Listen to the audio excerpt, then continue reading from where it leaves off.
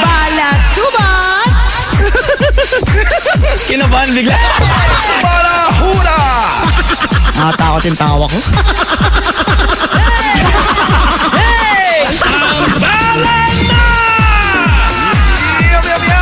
Ito na naman ang tambala na muling mambubulabog sa inyo ngayong umaga. Sa the maximum levelation sa pambubulaw sa umaga. Ito po ang tambalan na pilit ginagaya pero hindi makuha ang timpla. Yun! Ang tambalan ng isang balasubas At ang isang balahura na pinupasang sugang si Chris Super! At siyempre mga kaibigan, mawawala ba naman ang aking kapakner, ang babaeng Diyosa ng kagandahan, alindogay walang mintis, nagumapaw sa saya pero di nyo alam siya rin ay merong hinagpis. Correct. Yan ang aking kapakner, si Nicole Yala. Nababaliw eh. Hindi mo malaman kung naiiyak natatawa eh. Ano ba hinagpis mo sa buhay ngayon? Ngayon, wala, wait. Hindi mo na lang iniisip? Hindi ko na naisip. Ayoko isipin na matanda na ako tapos parang nakaka-pressure. Nawala tayong asawa. Yun lang. Face mo nga, Abrilan naman ngayon tapos bukas makalawang Mayo. Tapos pagkatapos nun, Nakaka-stress. mag-birthday na ako, November na, mag-29 na ako. Oh, wala na tayo sa Pebrero. Wala na tayo sa kalendaryo sa Pebrero. Color, okay? 3 years pa yun. Okay pa yan. At syempre pa, ang paalala ng tambalang balasubas at tambalahura ay mag-itachewa na. Memorize nila. Sabay-sabay tayo mga kabisyo. Una, magdasal ka para mabuhay ka. Pangalawa, magtutbrush ka para ba? Yun! Isa nating kabisyo nakakatawa. Sabi niya, naniniwala ba kayo sa mga commercial? Kasi bakit ganon Nicole Yala and Christopher? Kahit anong gamitin ko mga produkto na magaganda naman sa commercial, pagdating sa akin, hindi umi-effect. Yan! Kasi kaya nga, model. Kaya nga commercial. Siyempre, alam nga naman maglagay sila dyan ng buhaghagin para sa isang shampoo. Diba? Tinatawag na bentahan, siyempre. Pag magbebenta ka, kailangan pleasing sa iyong paningin. Kasi kaya sa iyong pandinig. Pag nakita mo na, halimbawa, ano ba maganda, kunyari astringent. Tapos makita mo ang model na bakbak na yung mukha na hindi mo maintindihan, di ba? Hindi ka bibili, di ba? Ganun talaga yun. Bentahan eh. Oo, kaya ngayon, ikaw, try mo yung iba't ibang klase ng produkto kung alin yung magiging hiyang ka, di ba? May pinapagayo ng lahat ng produkto. Oo, kasi meron din naman talaga nga hiyang ka, merong hindi, di ba? Merong iba na, kunyari, anti-dandruff shampoo siya. Pero sa'yo, talagang, correct, di ba? Okay, napapanot yung mga ilang sides lamang. May mga ganun factorness, di ba? Iba't iba ng epekto sa paggamit. Kasi merong tinatawag na taong sensitive. Oo, meron mga iba na makakapalang balat kahit na anong klaseng i-apply sa katawan, okay lang. Di ba? Kaya hanapin mo kung ano yung hiyang sa'yo, kabisod. Ganun lang yun. Pero alam mo ba, ito weird talaga ito ha. Pero meron ako napanood sa Discovery Channel. Discovery Channel ha? Hindi ko alam kung Discovery Channel yun o National Geographic. Kasi yung mga pampatalinong channels yan. Alam mo ba na merong part, alam mo ba na ang cow's manure, ang gerbs ng kalabaw, anong baka? Oo, baka. Ito daw ay effective na sangkap o ingredient para sa isang antibacterial soap. Sabi! Seryoso na panood ko. Alam mo ba, yung napanood ko, kabisyang Chris, shinape na lang nila yung manure. Tapos ginawang sabon. Tapos ginawang sabon. Parang ganun. Hindi ko na nakatch yung basta nakashape na siya. Siguro nilalagyan na lang nila para maging pampabula or magkaroon ng mabango, di ba? Pero gusto mo bang gumamit? Isipin mo sa mukha mo, papahid mo. Gerbs ng baka.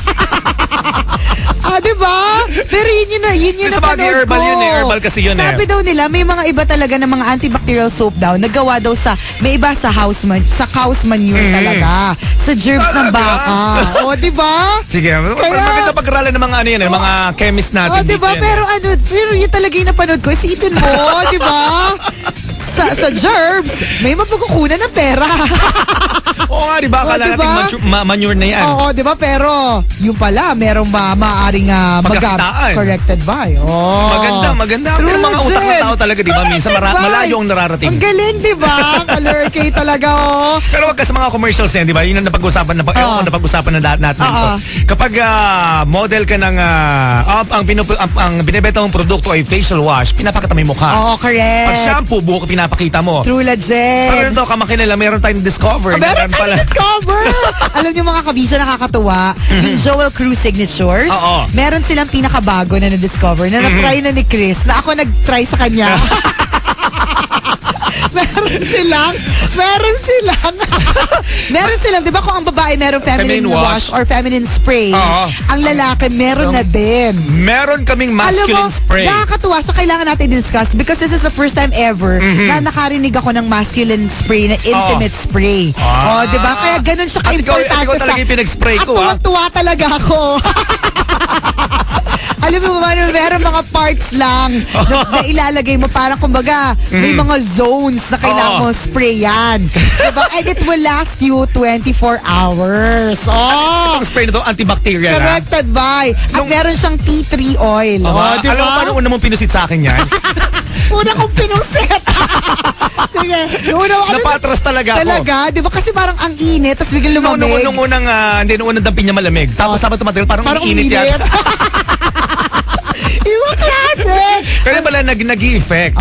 Yung So, di ba spray ingredients mo yun? talaga, no? Spray mo siya ng morning. Nung hapon ba, okay pa yung Okay naman pa? siya. Pareho pa rin naman ang texture. Ganun pa rin naman ang size. Pero hindi na bago yung amoy. Aba! Diba? Yun yung nakaka-lurky talaga at nakakatuwa. Ang nai-invento talaga ng tao, di ba? Oo, ang galing ng mga nai-invento ng mga tao. Isipin mo, first ever ko naka-experience na meron na ring spray para sa mga lalaki. Diba? Kasi lagi na lang. Pero ikaw nag-spray ka din? Oo, feminine wash yung gamit mo. Oo, wash. Diba? Pero spray okay din. Diba? Kahit ano naman eh. Diba? Kung ano yung hiyang sa'yo. Diba? Hindi nakakiliti? Hindi. Ay, medyo. Kasi pag spray, ako napapatras talaga ako. Nagugulat. Kasi first time mo nga pala. Kasi babae sanay na sa ganun eh. Diba? Kalurky talaga mga eksenang ganyan. Fairness, para siyang perfume. Oo, diba? Mabango. Inamoy ko eh. Pagkatapos kay spray. So, paano mo mamamoy kung di mo spray, di ba? Diba? Correct. Spray, ano yun intimate wash for men. Spray ko, saka ko inamoy. Paka-spray. Kalurky. Fairness, mabango, di ba? Oo, Joel Cruz Signatures. Hindi ka naman natching. Hindi. Sanay tayo sa mga ganyang amoy. Kalurky talaga mga eksenang produkto. Pero dapat talaga makahanap ka ng mga produktong hiyang sa'yo. Dermablend, hiyang sa atin, di ba? Nag-aalaga ng balat ng tambalay. Mga ganon. Dermaline. Hahanap ka ng mga hiyang talaga sa Careline Cosmetics. Di ba? Naku, nakakalurky talaga mga eksena ngayong umaga itetsewa. Katulad na isa nating kabisyo, sabi niya, kabawasan nga ba talaga sa isang babae kung hindi siya marunong ng gawaing bahay? Hindi! Huwag ka maniwala! Hindi totoo yan! Hindi siya kabawasan pero malaking factor yon. Malaki ba talagang factor? Factor lang, hindi malaki. Huwag mo lagyan ng malaking factor. Isang factor. O, isa sa mga factors. Correct. Huwag mo sabihin malaking factor kasi maghuhuramentado ako at sisirain ko yung mga carpet dito. Pero naisip mo na ba, nagkaroon ka na ba ng interest na matuto ng mga gawaing bahay? Ano ang gawaing bahay na alam mo? Marunong naman ako magwalis. Magwalis talaga. Bakit na nakakatawa doon? Kahit 3 taon pwede magwalis eh. Sobrang sama ng galing mo. Bakit? Kahit kindergarten pwede magwalis eh. Marunong naman talaga. Bakit na pinag-aaralan yun? Kaya mo magbuhat ng sopa papunta ng kwarto. Ba't ko naman gagawin yun? Adik ba ako? Kalurky. Yung pinakamahirap na gawaing bahay na... Katulad ng paglalaba. Ba't ikaw naglalaba ka? Weh, hindi ka naglalaba. Nagpapalaundry ka eh. Sa kapang sinungalan ha. Pero paano ako maglaba? Weh. Hindi nga seryoso. Yung undies mo ba pinapalaba mo o ikaw naglalaba? Ako. Ikaw? Ako naglalaba nun. Nakakahiya. Pag pinalaba ko sa iba, may ebidensya. Akala. May bakas na nakaraan. Ano na nga tawag doon? Tinambalagtasan natin dati yun eh.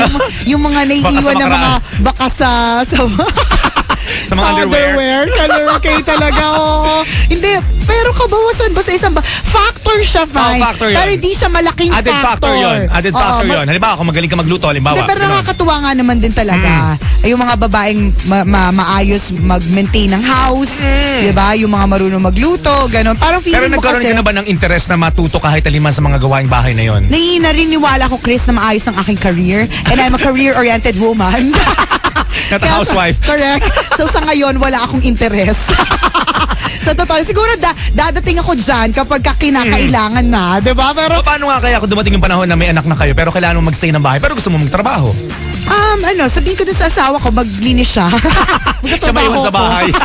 Ikaw muna dito, honey, ha? Diba? Gusto mo ba yung asawa mo, patigilin mo sa pagtatrabaho, ikaw lang magtatrabaho? Pareho magtatrabaho. Kayo Mahirap. pareho. Sa panahon ngayon, kailangan. Alam mo, yun ang nakakayamurot ko. Tapos meron mga ibang lalaki, hindi, dito ka sa bahay. Dahil Bantayan ako, mo mga anak natin. Ako ang magtatrabaho dahil ako ang lalaki. Father de pamilya ako. Ako na masusunod. loob. Dinikdik na kasi na nga lang kinakain natin. Ikaw pa magtatrabaho, tayong dalawa na, di ba? Correct. Ito. May punto naman doon. Oo. May punto doon. Tsaka di sa panahon ngayon dito sa Pilipinas, kung tutuusin. Corrected by. Kailangan diba? talaga pareho nagtatrabaho. Hindi mahirap kayang sustain ng isa lang yung taong nagtatrabaho True, para sa legend. pamilya, lalo na kung Kailangan. 3-5 ang anak mo. Correct. Kailangan dalawa kayong nagtatrabaho. Nako, kalurkay talaga. Dahil sa mga kabisyo natin na iniisip na hindi sila marunong ng gawain bahay, mas maganda pa rin kung matuto kayo. Oo naman. Diba?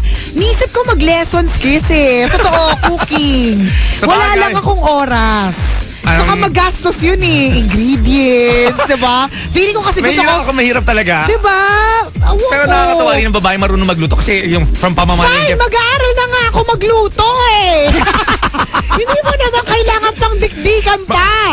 Napakalaking De, pride sa lalaki. Totoo yun, totoo pinagluto yun. ako ng correct. misis ko. Ang sarap-sarap Naintindihan mong ko talaga. magluto. True legend. Oo, iba talaga. Yung Hindi ka na masarap. makakalimutan kahit amoy kusina, kahalikan ka pa rin Oo, niya. masarap pakinggan kasi may mga kaibigan ako lalaki na pag proud na proud sila sa mga asawa na nila na, ay hindi, asawa ko magaling magluto yun. Oo, diba? O, di Nakahalikan ka sa- ng wala sa oras. Oo, diba? Kahit nakamoy suka na, May bawang. paksiw, diba?